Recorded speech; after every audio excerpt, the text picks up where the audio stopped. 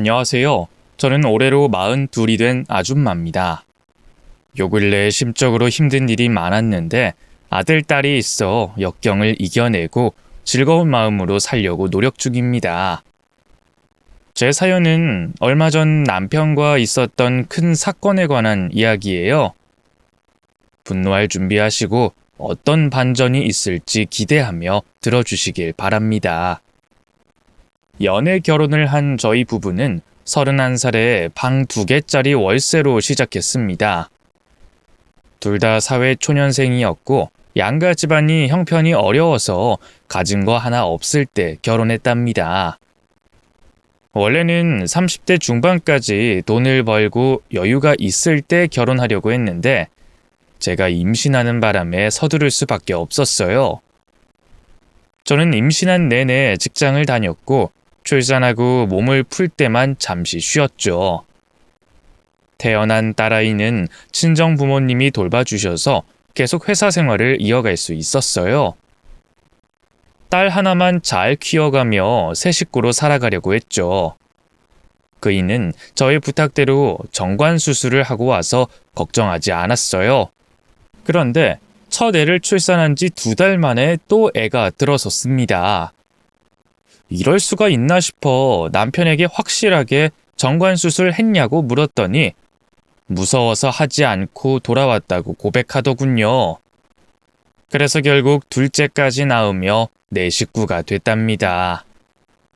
저희 부부는 아이들을 생각해서 대출을 받아 조금 더 좋은 아파트에 전세를 얻었습니다.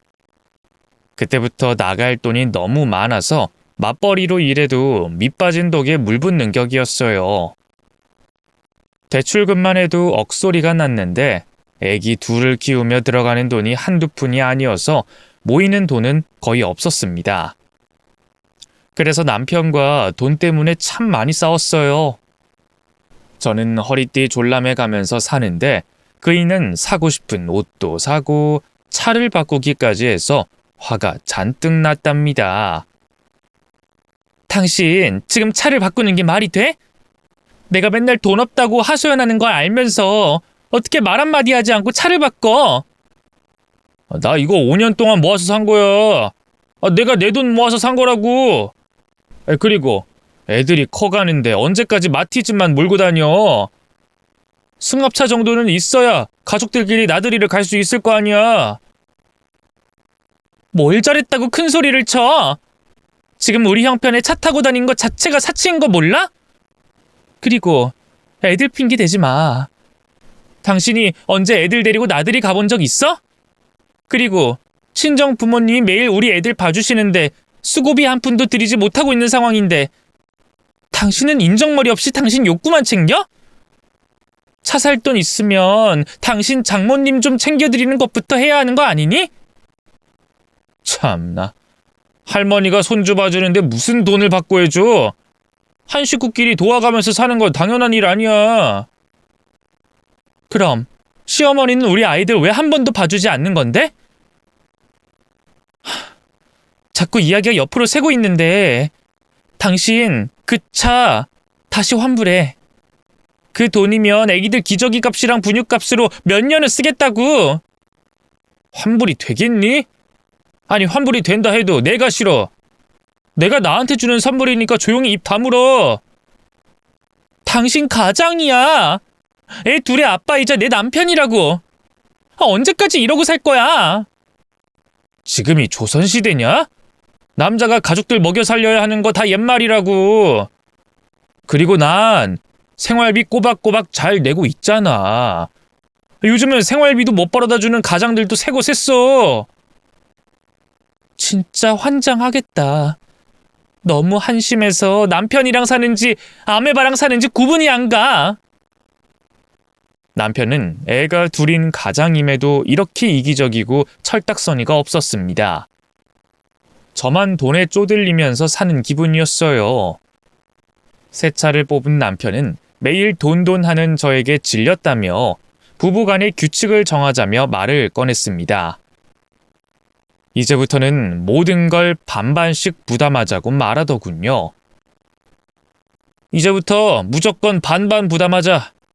아파트 대출금은 내가 갚을 테니까 생활비랑 애기들한테 들어가는 돈은 공평하게 절반씩 하잔 말이야. 그리고 양가 부모님한테는 각자 셀프 효도하도록 하고. 당신 괜히 처가에 돈 들어간다고 나한테 달라는 소리 하지 마. 알았어? 뭐야? 절반씩 나눠서 생활하자고? 당신은 정말 철이 들지 않는구나. 난 회사 다니면서 애들 먹여주고 재워주고 다 하는데 아무것도 안 하는 당신은 돈도 쓰지 않겠다는 거야? 여보, 나랑 지금 비즈니스해? 마음대로 욕해라. 인터넷 보니까 나처럼 반반씩 부담하는 남자들 많던데 효도도 셀프로 하고 말이야. 이렇게 사는 게 추세라니까. 우리도 공평하게 돈 쓰자고. 그런 줄 알고 앞으로는 생활비 반만 줄 거야. 뭐? 당신 진짜 애기들 앞에서 소리 지르게 만들래? 이 인간아, 당신은 이 집 가장이야. 객식구처럼 생활비 내는 사람이 아니라고. 제발 좀 책임감을 가져봐라. 당신은 고생하는 내가 안쓰럽지도 않니? 매일 아침마다 아이들 데리고 친정 들렀다가 출근해. 그리고 퇴근하면 데려와서 먹이고 씻기고 재워. 나 혼자 다 하고 있단 말이야. 당신은 돈뿐만 아니라 아빠 노릇도 해줘야 한다고.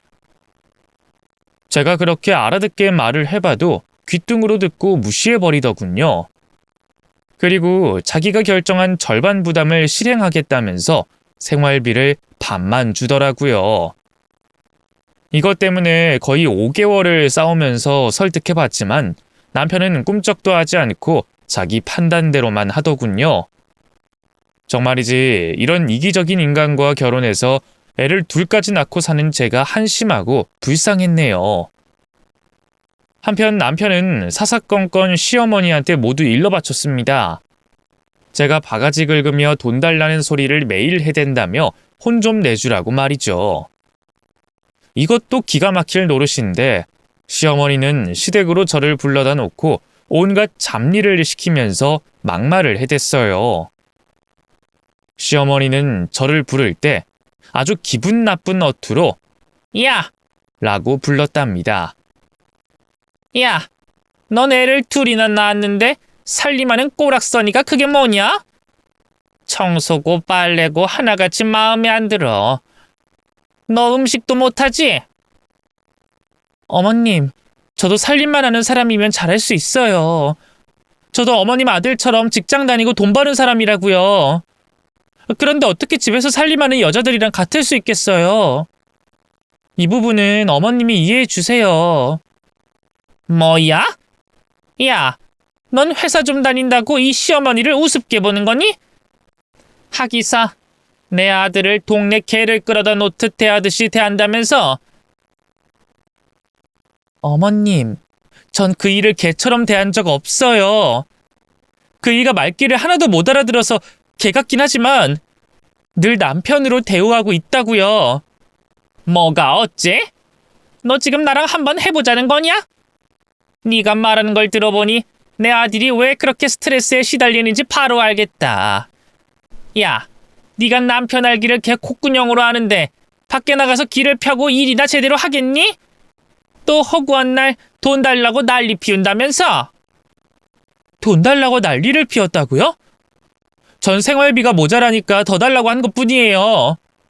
그리고 어머님 아들은 매달 사고 싶은 거 다 사고 먹고 싶은 거 다 먹고 들어와요. 지난달에는 골프채 세트까지 산 거 아세요? 어머님, 애가 둘인 남자가 생활비를 꼴랑 100만 원 주고 마는데 제가 화를 내는 게 당연한 거 아닌가요? 이게 아주 날 가르치려고 하네. 야, 100만 원이 뭐가 적어? 그거면 애 둘이 아니라 서희 너희 다 키우고도 남겠다. 네가 사치스럽게 돈을 써제끼니까 생활비가 부족한 거 아니야? 그리고 내 아들이 피땀 흘려 번 돈으로 골프채 좀 산 게 뭐가 큰일이라고 버럭 대들고 있는 거야? 하여튼 너 앞으로 내 아들 앞에서 돈 이야기 꺼냈다간 가만 안 둘 줄 알아. 계속 말해봤자 외계인과 대화하는 기분만 들 것 같아 그냥 대충 고개를 끄덕이고 말아버렸습니다. 제가 남편에게 싫은 소리를 하면 어김없이 시어머니가 호출해서 이런 식으로 면박을 주곤 했답니다. 결국 하는 수 없이 남편이 철드는 날이 오기만을 기다리고 더치페이 생활비를 부담하며 지냈고, 친정 부모님께는 제 돈으로 수고비를 드렸답니다. 그이는 끝까지 처가에 돈을 쓰기 싫다면서 지갑을 열지 않았어요. 여기까지만 봐도 제가 화병으로 쓰러질 것 같지 않나요? 철부지 이기주의자 남편과 계속 살아야 하나 싶은 생각이 하루에도 12번은 들었답니다. 저는 아들, 딸을 생각해 참고 살았어요. 그렇게 8년의 세월이 흘러 결혼 10주년이 지나갔습니다. 그동안 남편은 전혀 바뀌지 않았고 반반 부담을 강요하며 살았어요. 참 웃긴 게 저도 그이에게 가스라이팅이 됐는지 절반씩 나눠서 사는 게 익숙해졌답니다. 이젠 아이들도 초등학생이어서 돈 들어갈 때가 많긴 했지만 8년 전과 비교하면 지금이 훨씬 편했어요. 제가 회사에서 차장까지 올라 월급도 많이 받고 있으니 돈에 쪼들리는 일이 없었죠. 그러다 저는 효심이 발동됐는지 그동안 적금으로 모은 돈을 부모님께 드렸죠. 저야 젊으니까 앞으로 돈을 계속 벌면 되지만 부모님은 연세가 있으신 데다 집도 많이 작았으니 아파트 한 채를 선물로 해드렸답니다. 이에 남편은 이런 중대한 일을 저 혼자 말도 없이 결정하냐고 하길래 그이가 저에게 했던 것처럼 똑같이 말해줬습니다. 효도는 셀프라며. 내 돈은 내 돈, 네 돈은 네 돈. 이거 당신이 강요하던 말 아니야? 당신도 돈 쓸 때 내 허락 없이 막 써제끼잖아. 아이고, 그래, 당신 잘났다. 효도해서 아주 좋겠어. 나도 돈 많이 벌어서 우리 엄마한테 대골 같은 집 사드려야겠네. 그렇게 해. 난 신경 안 써. 지난 8년 동안 당신이 하고 싶은 대로 하면서 살아도 나 아무 말도 안 했어. 애들한테 들어가는 돈? 그거 내가 거의 다 했다고. 당신은 꼴랑 생활비 몇 푼 주고 말았잖아. 그동안 나 몰래 산 자동차, 게임기, 낚싯대, 그리고 당구 큐대까지. 진짜 가지가지 하면서 살아오는데도 별소리 안 하고 넘어갔잖아. 그래서 나도 하고 싶은 대로 우리 부모님 아파트 해드린 거야. 아주 칼을 갈았구나. 그동안 나한테 쌓인 게 많아서 어떻게 참아왔냐? 그래, 당신 하고 싶은 대로 하고 살아. 나도 그래왔던 것처럼 똑같이 살 테니까. 남편은 화가 많이 난 듯 했지만 그동안 자기가 해온 짓들이 있어 크게 뭐라 하지 못했습니다. 그렇게 저와 남편의 갈등은 더 깊어져만 가서 서로를 사랑하긴커녕 그냥 같이 사는 동거인 정도로만 여기고 살아갔습니다. 그러다 2019년에 코로나19라는 질병이 퍼지면서 생각지도 못한 변수가 생기고 말았답니다. 저희 부부는 둘 다 중소기업을 다니고 있었는데 회사가 망해버려서 같이 백수가 돼버렸어요. 뿐만 아니라 밀린 월급을 받지 못해서 당장 생활비가 없었답니다. 그래서 전 자전거로 배달 알바를 시작했고 택배 분류 작업 알바까지 하며 돈을 벌었어요. 반면 남편은 사업하겠다며 준비를 하고 있었습니다. 무슨 돈으로 사업을 하냐고 물었더니 그런 게 있다면서 저에겐 말하지 않았답니다. 저는 사업을 하든 알바를 하든 생활비나 무조건 달라고 했어요. 아이들이 학교를 못 가고 있으니 돈 들어갈 때가 많다고 했죠. 남편은 진짜 사업을 시작했다며 거금의 생활비를 주더군요. 그동안 찌질하게 주는 액수가 아니어서 조금 놀랐습니다. 당신 이 돈 어디서 났어? 혹시 도박이라도 하는 거야? 당신이 나한테 이만한 생활비를 주는 건 결혼 10년 이후 처음이야. 당신 뭐 잘못 먹었니? 아니면 진짜 도박해서 딱이라도 한 거야? 아우 진짜 돈을 줘도 이러네. 당신은 내가 도박할 사람으로 보이냐? 내가 번듯하게 사업한다고 말했었잖아. 내가 집 밖으로 나오지 못하는 사람들 위해서 가정용 운동기구 제작해서 팔고 있다고. 아 진짜 머리 좋지 않니? 아니 당신이 사업한다고 했을 때 허풍인 줄 알았는데 돈이 어디서 난 거야? 어허이 그만 캐물어. 앞으로 생활비는 내가 대줄 테니까 그런 줄 알아. 나도 그릇이 큰 놈이라는 걸 이제부터 보여줄게. 남편이 하는 말이 황당하고 웃겼지만 일단 급한 불을 끌 수 있게 돼 고맙다고 돈을 받았습니다. 저는 취직할 때까지 계속 알바를 이어가기로 했어요. 남편이 생활비를 가져다 주지만 제 자식들을 위해 한 푼이라도 벌고 싶은 마음에 일자리가 있는 곳은 가리지 않고 가서 일했답니다. 그런데 이 코로나라는 질병은 해가 바뀌어도 여전히 사람을 힘들게 하더군요. 직장인들뿐만 아니라 자영업자들도 줄줄이 망해가며 여러 사람들이 피해를 보더라고요. 남편 사업도 오래가지 못하고 점점 망해가고 있다는 말을 했습니다. 다시 이전처럼 생활비를 찌질하게 주면서 그 돈으로 버텨보라고 하더군요. 저는 속으로 그럼 그렇지 하며 괜한 기대를 하고 있었던 저를 한심하게 생각했습니다. 백신 주사가 나온다는 뉴스를 접하고 친정 부모님께 안부 전화를 드렸어요. 엄마, 요즘 집에만 지내시기 답답하시지? 백신은 언제 맞으셔? 응, 다음 주에 네 아빠랑 병원 가서 맞기로 했다. 넌 요즘 어때? 어떻긴 힘들지. 맨날 알바 뛰면서 살고 있어. 알바? 네 서방이 사업하는데 일을 한단 말이야? 시작하자마자 대박 터졌다고 알고 있는데. 엄마가 그걸 어떻게 알았어? 내가 말 안 했잖아. 친정에 가면 말하려고 미리 전하지 않았는데. 그리고 대박이 터진 건 무슨 말이야? 지금 회사 어렵다고 생활비도 주던 만큼만 주고 있다고.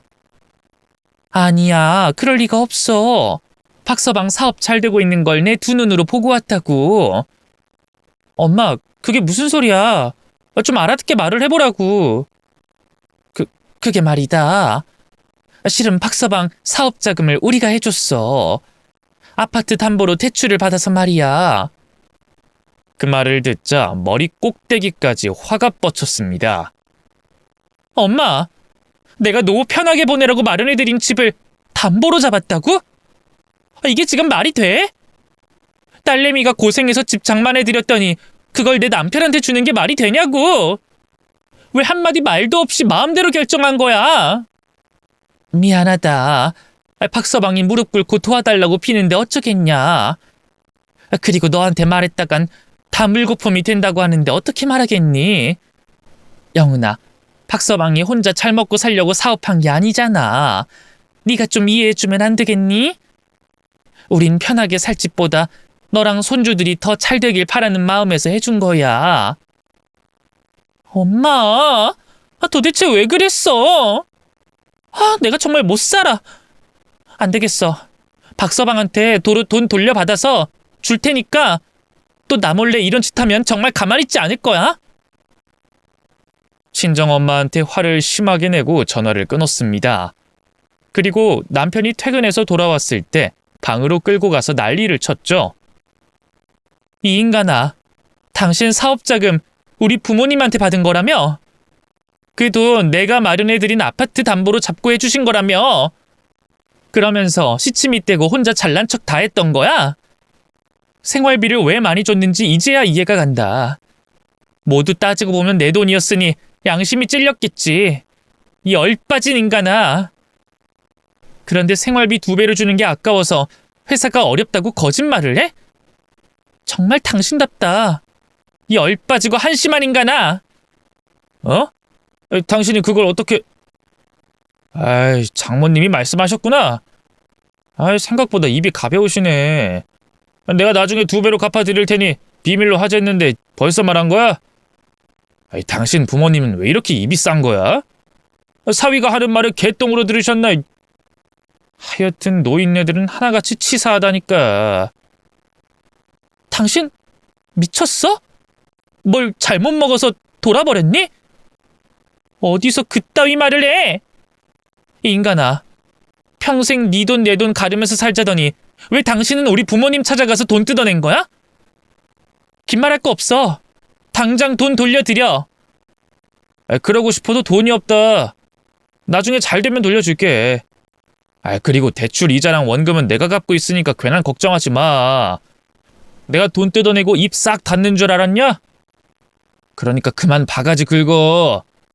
남편이 아니란 태도를 계속 보이자 저는 흥분을 감추지 못하고 남편 뺨을 갈겼습니다. 그리곤 당장 돈을 돌려드리지 않으면 가만 안 두겠다고 으름장을 놨죠. 이 얼빠진 놈이 아직도 정신 못 차리고 큰 소리네? 사업체를 팔아먹는 한이 있더라도 당장 우리 부모님 집값 돌려내! 그이는 더럽고 치사하다며 일주일만 시간을 달라더니 친정 부모님의 대출금을 모두 갚아줬습니다. 엄마의 말씀대로 사업이 꽤 잘 되고 있어서 부모님 돈을 충분히 갚고도 남았다고 하더군요. 제가 성질내고 뺨따기까지 날리니 하는 수 없이 갚은 모양이었네요. 그렇게 친정 부모님의 집이 무사하게 되자 안심할 수 있었고 부모님께는 절대 누구에게도 돈을 빌려주지 말라고 부탁과 경고를 동시에 했답니다. 그렇게 남편은 변함없이 찌질하게 생활비만 줄 뿐 사업이 잘 된다고 달라지는 건 없었어요. 그러던 어느 날 친정 엄마한테서 다급한 전화가 걸려왔습니다. 아빠가 열이 심하게 나는 데다 구토까지 하고 있다며 병원에 가는 길이라고 했어요. 코로나에 걸린 것 같아 바로 검사를 해봤는데 음성이었고 급성 폐렴이라고 하더군요. 그런데 상태가 많이 안 좋으셨어요.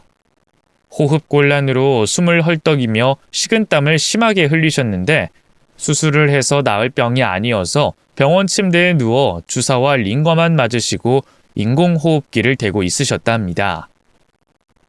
저는 폐렴이 이렇게 무서운 병인 걸 그때야 알았어요. 의사 선생님도 위독이라는 단어를 쓰며 기다리는 수밖에 없다는 말을 했는데 많이 무서웠습니다. 이럴 때 남편이 옆에 서서 든든하게 있어주면 힘이 날 것 같아 전화를 했어요. 위독한 아빠를 보러 와서 힘을 달라고 말이죠.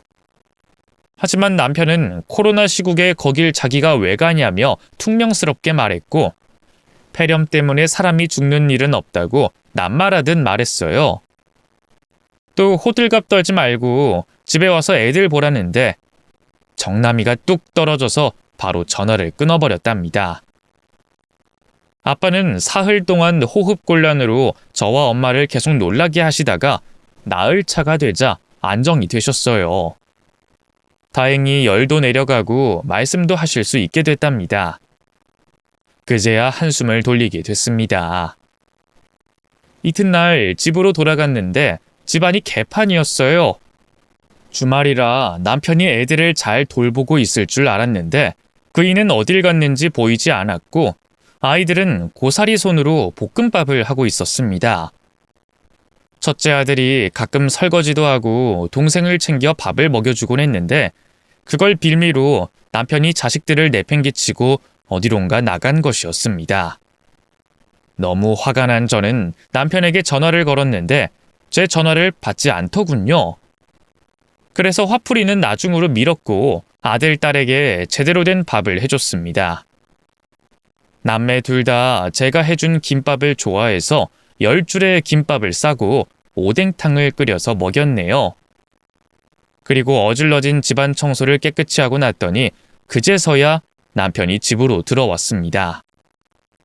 저는 그의 얼굴을 보자마자 언성을 높였어요. 당신은 장인어른이 위독하다는데 콧배기도 안 보이냐? 그래, 당신 말대로 죽는 병이 아니어서 오지 않았다고 치자.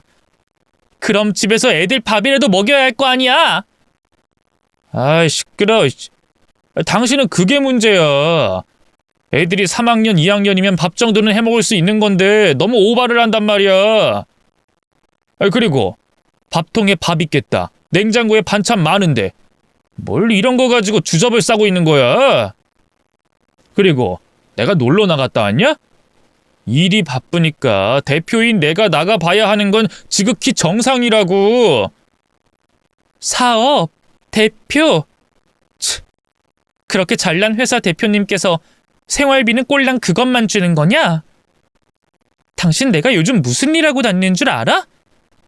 허드렛 일 알바하고 다니고 있다고. 내가 호강시켜달라는 말까지는 안 해. 그래도 최소한 애들한테 쓰는 돈은 아끼지 말아야 하는 거 아니냐? 아, 또 잔소리. 아우, 지겨워. 넌 내가 돈으로 보이니? 이제 지겹지도 않아? 아우. 당신 얼굴만 보면 열불이 나서 집에 들어오기가 겁나. 그거야 나한테 잘못한 게 많으니까 그렇겠지. 당당하면 집에 오는 게 뭐가 무섭겠어, 이 인간아. 나중에 네 아들, 딸이 당신 아파 죽어갈 때 찾아가지 않아도 지금처럼 아무렇지 않을까? 모든 일은 되돌려 받게 돼 있어. 명심해, 이 열빠진 인간아. 아우, 시끄러. 그만해라. 그리고 나 피곤하니까 방에 들어오지 마라. 한숨 자고 또 나가봐야 하니까. 일하러 나가는 건 맞냐? 어디 여자 만나서 바람 피우고 있는 건 아니고? 마음대로 생각해라. 나는 잠이나 잘련다. 남편은 사업을 하면서 더 찌질하고 재수없게 변했어요. 제가 왜 저런 인간이랑 결혼했는지 이해가 되지 않았답니다. 며칠 뒤 친정에 찾아갔더니 아빠는 건강을 회복하셨어요. 천만다행이었죠. 그런데 식탁에 올려진 카드 명세서를 꺼내봤더니 요 며칠 병원 다니면서 쓰신 돈이 꽤 많이 나왔더라고요. 제가 정신이 없어서 병원비를 생각 못하고 있었는데 카드 명세서를 보니 가만히 있으면 안 되겠다 싶더라고요. 제가 일하며 버는 돈은 대부분 생활비와 아이들 교육비에 들어가서 남아있는 게 없었어요. 그래서 남편에게 돈 200만 원 정도만 친정 부모님께 보내드리자고 부탁했답니다. 여보, 아빠가 폐렴으로 병원비를 많이 쓰셨어. 카드를 거의 200만 원 쓰신 것 같더라. 당신이 돈 좀 드리면 안 될까? 내가 번 돈은 얼마 되지도 않고 애들한테 다 들어가서 여윳돈이 하나도 없어. 이 여자 봐라. 평소에는 잡아먹을 기세로 들이대더니 오늘은 사근사근하게 말하네. 그런데 아니나 다를까 돈 달라는 소리라냐? 진짜 가증스럽다. 여보, 우린 효도를 셀프로 하자고 했잖아. 잊었어? 내가 장인 병원비를 왜 내줘야 하는데. 그럴 돈 있으면 우리 엄마 보약 한 제라도 해드리겠다. 당신 우리 부모님한테 돈 빌려갔던 거 까먹었어? 당신이 그렇게 말하니까 하는 말인데 우리 부모님 아니었으면 지금처럼 사업체 돌리지도 못했을 거잖아. 당신 회사 매출도 잘 나오고 대박 쳤다며. 200만 원 정도는 눈 감고도 쓸 수 있는 거 아니야? 빌린 건 다 갚았잖아. 난 빚진 거 없다고. 까놓고 말해서 처가에서 나한테 해준 게 뭐가 있냐? 당신이 하도 주접을 싸서 돈 도로 뱉어냈는데 이젠 그걸 빌미로 장인 병원비를 내놓으라는 거냐? 200만 원이고 20만 원이고 난 당신 식구들한테 절대 돈 안 쓸 거야. 제발 양심이라는 걸 좀 가져봐라. 우리 부모님이 해준 게 없다고? 그래, 그렇게 느꼈다면 그런 거지. 그런데 시어머니는 나한테 뭘 해줬는데? 때때로 날 시댁으로 불러서 소처럼 부려먹는 거 말고 해준 게 뭐가 있냐고. 됐다. 내가 당신한테 괜한 부탁을 해서 말씨름이나 하고 앉아있네. 기대는 안 했지만 당신이 입을 뻥끗하니까 안 그래도 얼마 있지 않은 정이 싹 다 떨어진다. 내가 왜 당신 같은 남자랑 10년 넘게 살아왔는지 모르겠어. 진짜 진심으로 후회한다고. 누군 후회 안 하는 줄 알아? 나도 똑같아. 어우, 지겹다 정말. 이놈의 집구석에서 나가든가 해야지. 더 싸우려고 해도 남편이 지겹다는 말을 하면서 도로 현관 밖으로 나가버렸습니다. 저는 10년이면 노력할 만큼 했다는 생각이 들었고 이번에 위독한 친정아빠를 무시해버린 남편을 보니 더는 같이 살 필요가 없을 거라 판단했습니다. 그래서 마음속으로 이혼을 결심하고 차근차근 준비해서 끝을 보기로 했답니다. 허드렛 일을 전전하던 저는 얼마 뒤에 일이 끊겨서 다른 알바를 찾아야 했습니다. 인터넷을 켜고 구인 사이트를 뒤져봤는데 코로나 때문에 식당이 힘들고 많이 망해서 그런지 주방 알바는 하나도 없더라고요. 그러다 무인텔 알바라는 공고가 눈에 띄었어요. 손님이 다녀가면 청소하고 시트와 이불을 갈아놓는 일이라고 쓰여 있었는데 충분히 할 수 있을 것 같더라고요. 그래서 이력서를 넣었는데 바로 연락이 왔습니다. 면접은 따로 보지 않을 테니 바로 출근해달라는 말을 하더라고요. 일이 힘들어서 사나흘에 한 번씩 알바생들이 관둔다는 말을 하며 힘든 일을 하겠다고 마음먹었으면 당장 일하러 나오라고 했답니다. 무인텔 청소가 아무리 힘들어봐야 청소 일이니 긴장 같은 건 일절하지 않고 곧바로 출근했다 합니다. 그런데 일이 왜 힘들다고 하는지 겪어보니 알겠더라고요. 객실이 30개가 있었는데 손님들이 방을 더럽게 쓰고 나가더라고요. 일일이 알콜로 닦고 이불과 베갯닛을 갈아주고 매트리스를 들고 시트를 끼우는 걸 쉬지도 않고 하다 보니 추운 겨울인데도 비지땀이 줄줄 흐르더라고요. 게다가 세탁실에 가서 빨래를 계속 돌리고 건조시켜야 해서 모텔을 오르락 내리락 뛰어다녀야 했답니다. 그래도 결과적으로는 꽤 쏠쏠한 알바비를 받게 되면서 이 일을 취직하기 전까지 하기로 결심했죠. 코로나기도 하고 제가 경력직이어서 그런지 이력서를 보고 연락 주는 사람은 한 사람도 없었습니다. 그렇게 무인텔에서 한 달 넘게 일하게 되자 손에 익어서 그런지 요령도 생기고 일하는 시간도 단축돼서 혼자 숨 돌리고 커피 마실 시간 정도는 나오더라고요. 제가 일하는 동안 제 아이들은 이전처럼 친정에서 보냈습니다. 아빠가 건강해지기도 하셨고 손주들을 보고 싶다 하셔서 친정으로 보내고 마음 편히 일을 했죠. 남편은 여느 때처럼 사업인지 뭔지 하느라 정신이 없었고요. 그러던 어느 날 무인텔 복도를 청소하던 중 한 객실에서 나오는 남녀와 마주쳤습니다. 그런데 남자는 제가 너무나 잘 아는 사람이었습니다. 10년 결혼 생활을 끝내기로 결정한 제 남편이었답니다.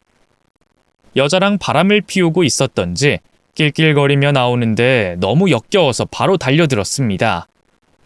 남편 멱살을 잡고 소리쳤죠. 이 더러운 새끼야, 여기가 당신 회사냐? 뭘 그리 놀라. 저 여자랑 회의라도 하고 나온 거라고 핑계라도 대보지 그래. 아주 가지가지하는 개 같은 자식아! 그리곤 짝소리가 나게 따귀 한 대를 날렸더니 남편이 피식 비웃었습니다. 아이고 아파라. 이봐, 내가 그런 핑계를 댈 사람으로 보여? 여보, 우리 어차피 남처럼 억지로 살고 있었잖아. 당신 날 사랑하긴 해? 거봐, 대답 못하잖아. 애들 때문에 그냥 등신처럼 참고 사는 거 아니냐고. 당신이나 나나 우린 부부 사이로 계속 못 산다는 걸 느끼고 있었단 말이야. 당신하고 이혼할 마음이었어. 당신이 먼저 이혼하자는 말을 꺼내길 기다리고 있었단 말이야. 뭐 어쨌든 이렇게 내 애인과 모텔방에서 나오는 걸 걸렸으니 말하기 쉬워지겠네. 자, 인사해.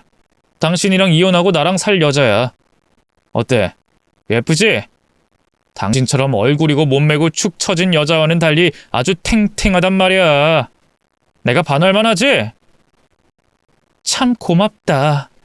무릎 꿇고 싹싹 빌면 어쩌나 했는데 끝까지 개같은 모습 보여주니 정리하기 아주 쉽겠어. 여기 CCTV 있는 거 알지? 그리고 방 안에 바람 피운 흔적들도 고스란히 남았고 말이야. 나 이혼 소송에서 제대로 된 위자료 받아낼 거야. 제가 남편과 상간녀를 핸드폰 카메라로 찍었는데 고개를 슬며시 들어 올린 상간녀의 얼굴을 보고 깜짝 놀랐습니다. 제가 아는 여자였기 때문이죠. 코로나 전에 회사에 다닐 때 회사 부장하고 바람 피우던 술집 여자였습니다. 부장은 상간녀에게 많은 돈을 쏟아부었어요. 거의 재산의 절반을 퍼준 거로 기억이 됩니다. 여하튼 부장 사모님이 회사 앞에 상간녀 머리채를 잡고 찾아와 난동을 부린 적이 있었는데 그때 봤던 여자가 분명했답니다. 그 여자가 돌고 돌다가 제 남편과 바람을 피우고 있던 거였죠. 저는 그 여자를 보고 희미한 미소를 지었는데 남편이 또 실실 쪼개면서 대답했습니다. 야, 무슨 이혼 소송을 하겠다고 그래? 그냥 얼마 받고 싶은지 말이나 해. 내가 사귀는 이 여자가 얼마나 큰 부자인 줄 알아? 강남에 빌딩 가지고 있는 능력자라고.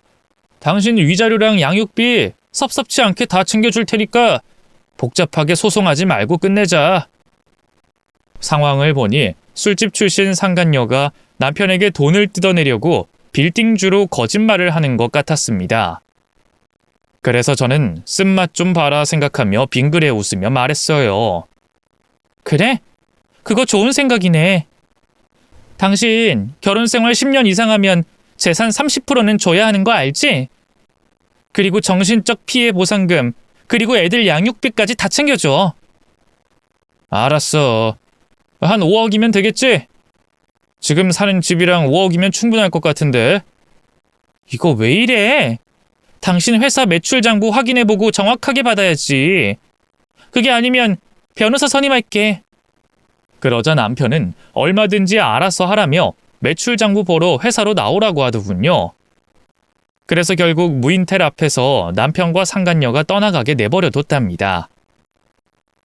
다음 날 남편 사무실에 찾아가 약속대로 매출 장부와 통장을 비교해가며 일일이 계산해봤습니다. 그이가 벌어들인 수익이 꽤 많더라고요. 그래서 전 절반보다 조금 더 많이 불러서 총 8억을 위자료로 달라고 했습니다. 이야, 당신 돈 많이 벌었다. 우리 부모님 돈으로 시작해서 1년 만에 이렇게 많이 벌었다니 대단한걸? 15억이 당신 재산이니까 나한테 8억이랑 아파트 줘. 이거 아주 도둑년이네. 당신 좀 심하다. 싫어? 그럼 이혼 변호사 찾아가고. 그런데 잘 생각하는 게 좋을 거야. 10년 이상 부부로 살았고 바람까지 피운 놈이니 나한테 아주 유리한 판결이 나올 거라고. 알았어. 괜히 일 복잡하게 변호사는 찾아가지 마. 어차피 내 애인이 빌딩주인데 꼴랑 8억 못 주겠어. 그거 가지고 애들이랑 오순도순 살아봐. 대신 나중에 딴소리 없기다. 혼자 애 키우기 힘들다고 나한테 넘기면 곤란하다고. 아이고 이 인간아. 아무리 못난 가장이어도 어떻게 애들을 그런 식으로 말하니? 아니다. 충분히 그러고도 남을 놈이니까 내가 이해해야지. 좋아 그럼. 당신도 이혼 후에 나와 아이들 앞에 절대 나타나지 마.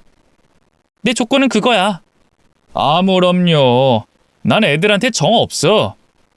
아들이고 딸이고 당신 성격머리 닮아서 꼴 보기가 싫다고. 그럼 8억이랑 아파트 넘겨주는 거로 마무리하자. 나 오늘부터 집에 안 들어갈 거야.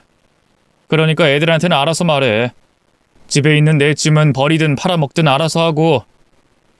안 그래도 다 중고시장에 팔 생각이었어. 한 푼이라도 더 뽑아 먹어야 덜 억울할 거 아니야. 독한 년.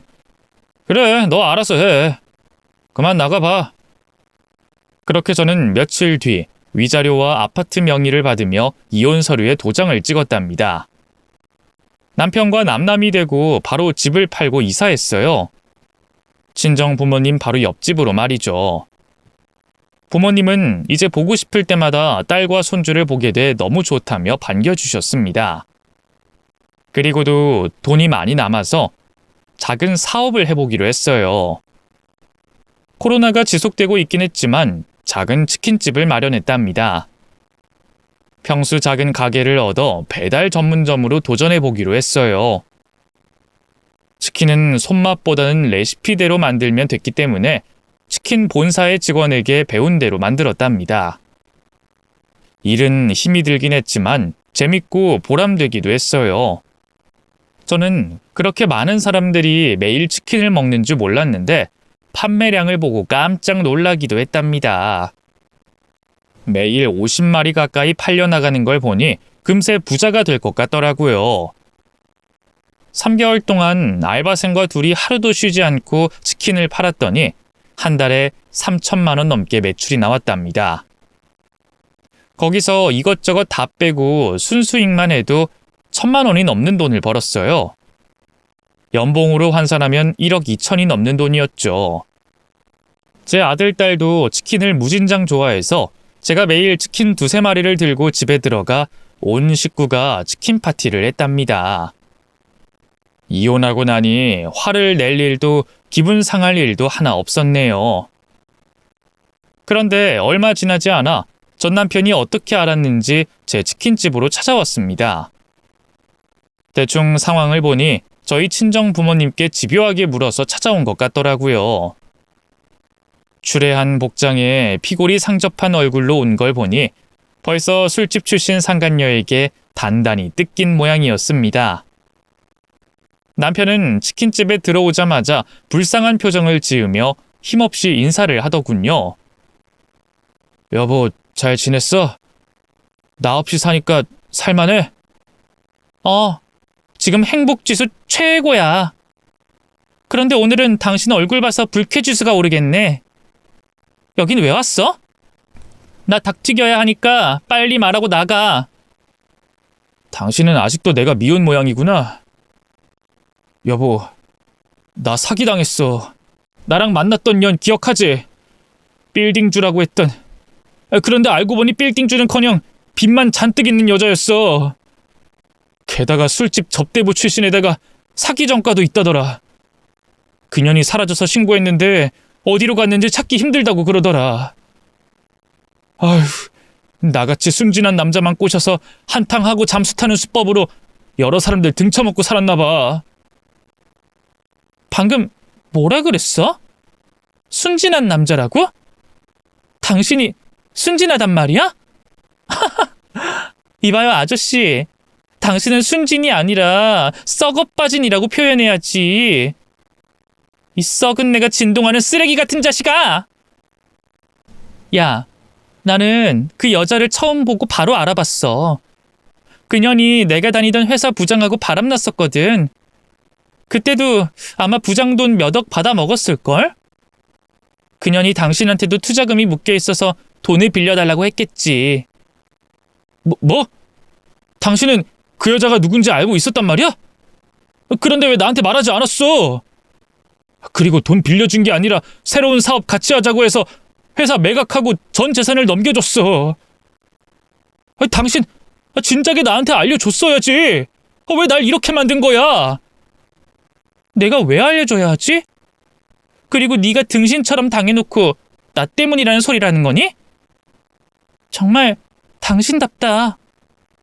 꼬라지 보니 진짜 알거지가 됐나 보네. 당신 망한 걸 보니까 그래도 재미는 있네.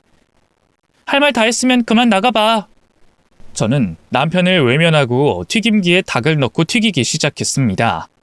그런데 아직 할 말을 제대로 못한 남편이 치킨집 입구에서 그대로 무릎을 쿵 소리내며 꿇더군요.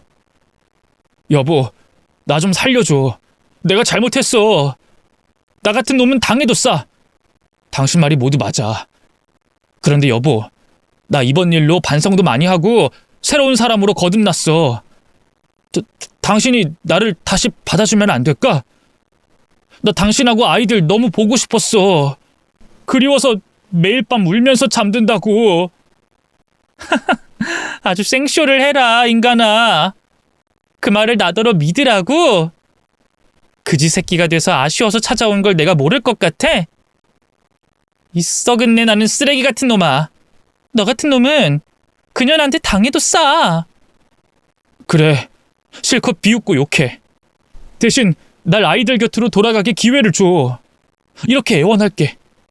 여보. 아휴, 찌질한 새끼. 뒤 돌아봐봐. 직접 내 자식들한테 물어봐, 등신놈아.